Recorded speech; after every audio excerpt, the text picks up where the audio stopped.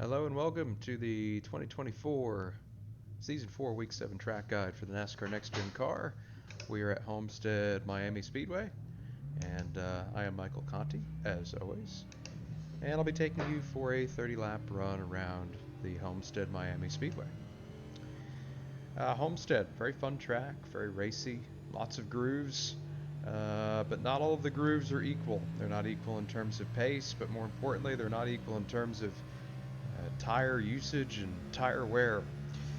Top groove, which we see a lot of guys run in real life, can be pacey, especially in 1 and 2, later in the run or when the track gets rubbered into the bottom, but it absolutely destroys the tires. So I'm going to go through this 30-lap run. I'll move around a little bit the latter half, but to start off here, we're going to paint the bottom. Little brake on entry, but get that left front tire right on that white line and really hold it there for longer than you typically would. We don't want to do a conventional track out here on either end of the track because as we go across the seams and the different levels of grip, really makes the right rear susceptible to spinning. And obviously as we're spinning the right rear, we're increasing temperature and then as a result increasing wear. And with Homestead being a very low grip, highly abrasive track, anything we can do to minimize temperature and wear is critical. So at both ends of the track, painting that white line. Painting the white line is key here, and you want to be right on that white line. If you're a half a foot off, it makes a world of a difference as far as available grip to you. So at both ends of the track, just keep it there. And you can see I'm not tracking out to the wall, not even close to it, really keeping it pinned down nicely. Tracking out eventually, but doing it very, very, very late. About 20% brake at both ends of the track. 1 and 2 is a fairly conventional entry in a fairly linear type of sweeping intermediate corner, whereas 3 and 4 is definitely the more narrow end of the track.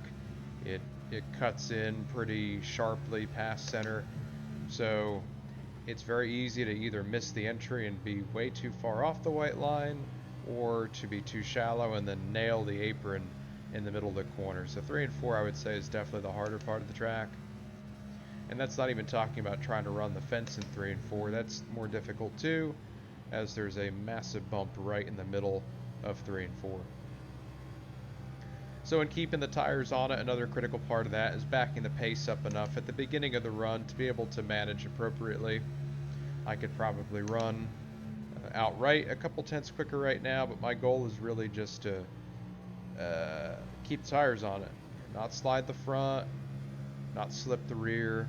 It's things that I feel like I talk about at nauseum every single week, whether it's intermediates or short tracks or anything in between. Just trying not to slide the tire. That doesn't mean I'm not working the wheel. It doesn't mean I'm not working the pedals. My inputs aren't super smooth. There's definitely a lot of frequency and fluctuation in them, but I'm keeping it in a small enough window and keeping tire life at the forefront. So everything I do is really to make pace while using the least amount of tire. And what goes into that? Not overdriving entry is critical here. Not carrying too much speed on entry and blowing the right front tire off on the way into the center. And then also at this part of the corner right here as I'm throttling back up, making sure that I don't overuse throttle, center off, and spin the right rear or shove the right front. 3 and 4, nice shallow entry. Get on that white line and just keep it there. Start throttling up, but not all at once. Lots of partial throttle as I work my way to wide open, center off. Changing the tracker to last lap as the times continue or start to fall off here. They will soon. There's about a second, 1 second to 1.2 seconds of fall off in 30 laps. Could be more.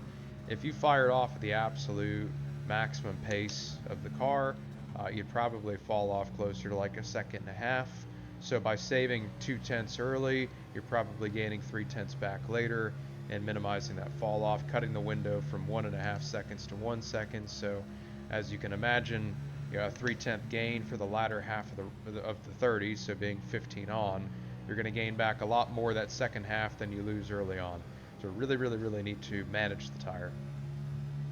With our setup this week, you know, it certainly could build tight on entry, but I think where most people are going to struggle if they don't manage properly is going to be just grip on exit. It's kind of incredible what saving will do, or even just some positive setup changes that we've made over the course of the testing cycle.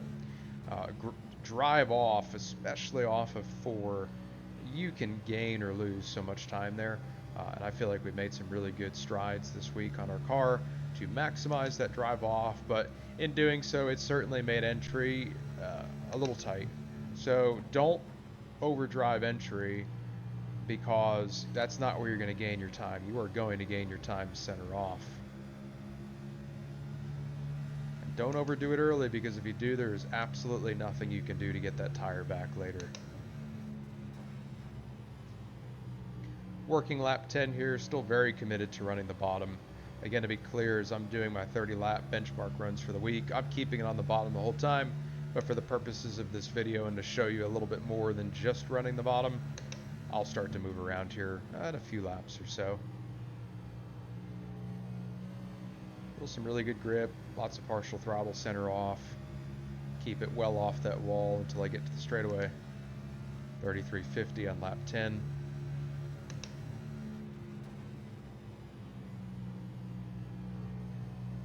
Really being smooth here. This is an intermediate track. I suppose it shares some likeness to some other intermediates, but it's very surface level. Homestead is really an animal of its own. It's kind of like the old Atlanta in the sense that it's highly abrasive and very low on grip.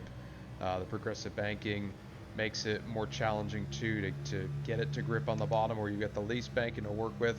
So it makes it really inviting to run up top, because you can make more lap time up top.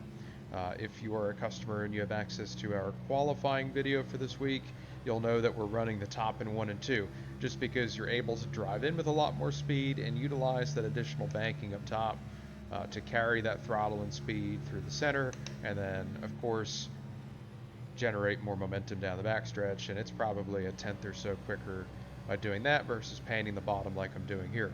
But if I went up to the top and I ripped the fence every single lap, I would be in a world of hurt about 15-20 laps in.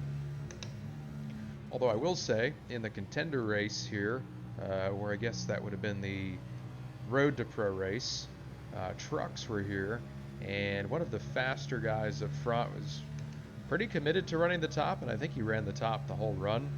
He didn't win the race. I think the bottom ended up being quicker on the long run, but I was actually surprised by how much pace he was able to maintain, ripping the lip at both ends. So I think as the track rubbers in and it gets more worn out on the bottom, that top will become less disadvantageous later on, if that's a word, less advantageous.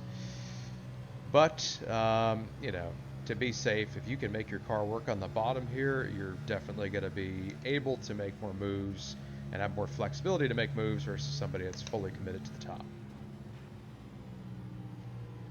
Another thing that's of note here is, as the tires wear out and as the pace falls off, brake bias is your friend. I said that the car is going to have a tendency to get a little bit tight on entry here this week, and you've got quite a bit of flexibility in taking that bias down to get the front to turn better on entry, so feel free to play with the bias to mitigate some of those adverse handling conditions later on.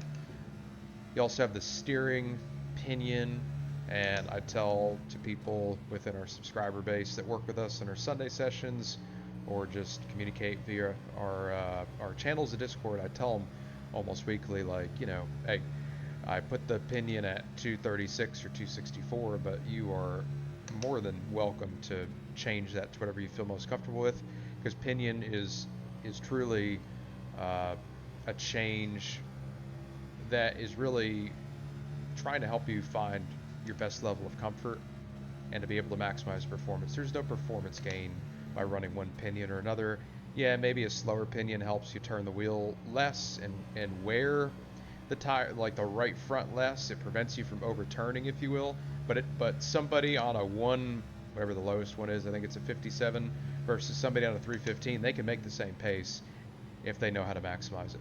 This week we're at a 236, which is a little bit slower than what we typically run at intermediates. Usually I'm at a 264, but I find that the 36 especially in the tighter end at 3 and 4, allows me to crank a little bit of additional physical wheel lock into it without overturning. So in that sense, I like it better this week. But again, long story short, you're welcome to change that. 17 laps in here, I've continued to run the bottom. Now I'm going to move up a little bit at both ends. We're going to try first seam. That'll be a good alternative. So downshift to fourth and entry here, as you all have seen me doing the first 17 laps of the run. And then just paint that seam at the left side tires. Watch for wheel spin up off. And overall, a couple hundredths slower right there. Gaining some back down the straightaway. We can call it a net 0 gain overall. I think I'm going to lose a little bit more in 3 and 4. Yeah, just don't quite have the grip right there right now on this clean track. But in a race setting, you will definitely be moving up to that seam at some point. Back down to the bottom. Downshift to fourth. You can see I'm going to gain a little bit on entry here. Should gain a little bit in the center. A little bit early exit, and then I'm going to give some back probably down the back stretch. Just a little bit. So net 0 again. Bottom versus middle. Bottom of 3 and 4 if I make the corner, which I will. Should be a couple hundredths quicker. And there you go, 400ths, 600ths, little slide. But running that bottom saw no sacrifice of exit speed versus a lane up. I'm gonna go to the top here. Hopefully I don't knock down the fence. And enter a little bit off the wall, and I found the wall. So that's the thing, that's gonna be the hard part about running the top. You wanna enter a lane off the wall, and you wanna slide up in the center and then sit the right rear there and exit high. In 1 and 2, it seems to be the fastest way. But as you saw right there, if you're not 100% certain of where your right rear is, you will get stuck in the wall and you will lose time.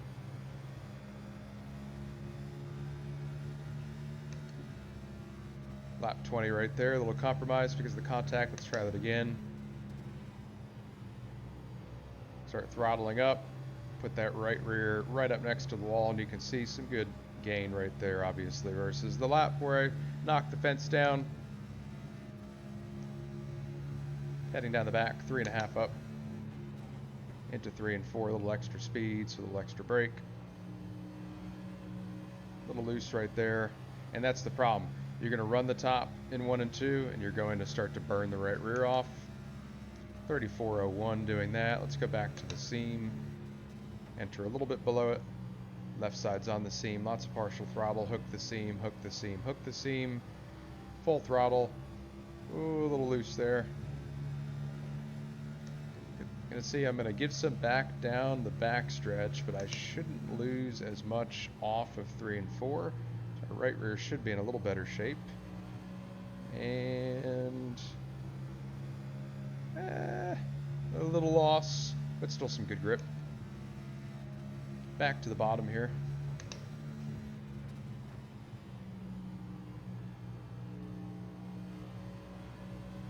A little loose right there. Full throttle, good grip off the bottom. And you can see how that bottom actually launched better than the seam, because I utilized that extra grip of that paint that I'm trying to hook, and I was actually able to make a little bit more grip than I did on the seam. Even though I had more banking on the seam and I had less wheel angle, I was still able to exit a little bit faster right from the bottom. Go back to the top here, not quite all the way to the fence, maybe like this top seam. Keep it somewhere in between the seam and the shadow. Gonna lose a little bit in the center and just, yeah, a little too loose to make a lot of speed, but by the time I get to 3, maybe a 1/2 tenth off, so not really terrible. Try seam right here. Follow the seam, hook the seam, and yeah, just not enough grip in the middle of the track to make it work. Try high again in 1 and 2. I might knock down the fence, but that's okay. A little off the wall. Now I'm on the wall. Yeah, just not enough grip really to do anything up there. 3 and 4, like I said, there's a massive bump up here. If I don't knock down the wall, it'll be a miracle. Bump was right there. Now I'm trying to throttle up, and I just don't have enough grip to really make it work. And you can see it's about 3/10 slower on a clean track. Back to the bottom, old reliable. Best for the tires and might be best for lap time right now. Good launch up off. 10th and a half in the green into 3. Should gain another 10th and a half or so through 3 and 4. Whoop. Found the white line that time. That wasn't optimal. But yeah, another 10th and a half through 3 and 4. Decent lap right there. So, and that's kind of what I'm thinking about as I'm moving around in the race. Where am I gaining? Where am I losing? Is it worth being up there? Is there enough lap time gain versus tire tire deficit? Or like, am I gaining more lap time than I'm using tire, more or less? That's the risk assessment that I'm doing every lap. And you can just feel it too. When you're running that top, you could really feel the right rear spinning up, and that's just something that you know is going to kill you later on. Like even after running the top that one lap, I feel like the right rear is definitely compromised versus where it was before that. Nice straight exit right here. Get that right rear tire back in check.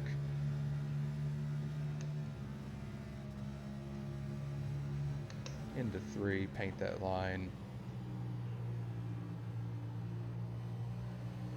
Paint that line, nice low, straight exit, gain a little time on exit. Try the seam right here again. Start throttling up earlier, but I'm just going to be too delayed back to wide open to really make lap time. And then yeah, it's just that middle of the track at both ends has no grip. So you try to throttle, you try to get to full throttle and you just slip that right rear late exit. It's no good. Very tricky track, very tricky. And you can see all that movement I had off of 2 really killed the lap time here. I'm going to take the last lap of the run, lap 30. I'm going to go back down to the bottom.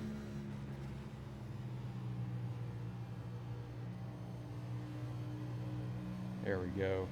Nice grip right there. Should gain a little time on exit. There we are. Because I wasn't dying off of 2, I should have a bit more grip to use in 3 and 4.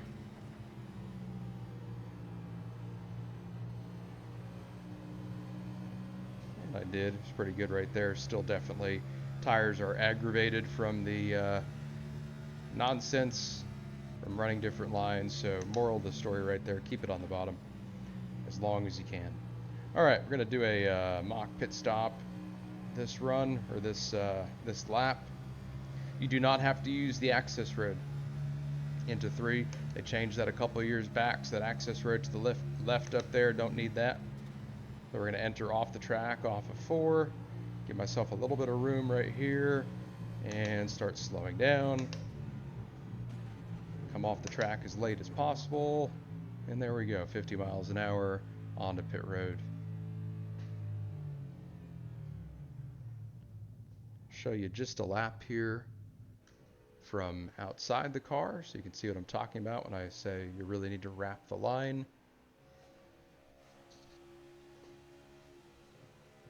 Down to the bottom, and left front is just above that white line to right on it. Some laps I'll be even tighter than that, but when you've got good grip like I did here at the beginning of the run, you can be a little bit off of it. We should see here in 3 and 4, if this was a good 3 and 4, I should get that left side right on it. There you go. Left front just about touching that white line through most of the corner and then off of it later, still giving a nice berth of space off of 4 before I track out to the wall. Down the front.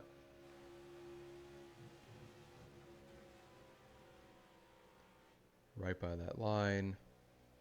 Watch crossing over this seam. There's not a whole lot of grip over here. And then off of 2. Looking at that pit road entry. Go to the back stretch here. Down the back, you're going to enter 3 and 4 like you typically would.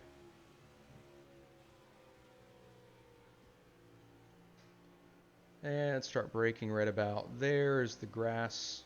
Oh, sorry. This was the last good lap. Just kidding. Here we go. All right, so that's 30 complete. Let's go to the backstretch again. Into 3. Again, take the entry like you typically would. Give yourself a little bit more space here so you can maximize your angle. Brake. Down to second. Straight off the track. First gear, 50 at the line, and nail your pit road entrance. Just like Vegas, there's a whole lot of time you can make or lose on the pit road entry during green flag stops. And typically, Homestead is pretty clean. The races are fairly clean, so I think you'll have some green flag stops at some point this week. But overall, that's all I've got. Really, when you're racing here this week, focus on maximizing pace with using as little tire as possible, especially that right rear and exit. That is the one that is going to be most vulnerable. So delay your commitment to wide open throttle and exit as best as you can. I didn't necessarily talk about it in the video, but you could try to keep it in fifth gear at points to save some rear tire sparingly or as needed, but that's certainly another tool that you've got in your belt as well. But overall, though, Homestead, very fun track, provides a lot of opportunities and some great racing as well. So that is all I have. Have a great week 7. Appreciate you all watching our TCSP track guides, and we'll see you in week 8. Take care, everybody.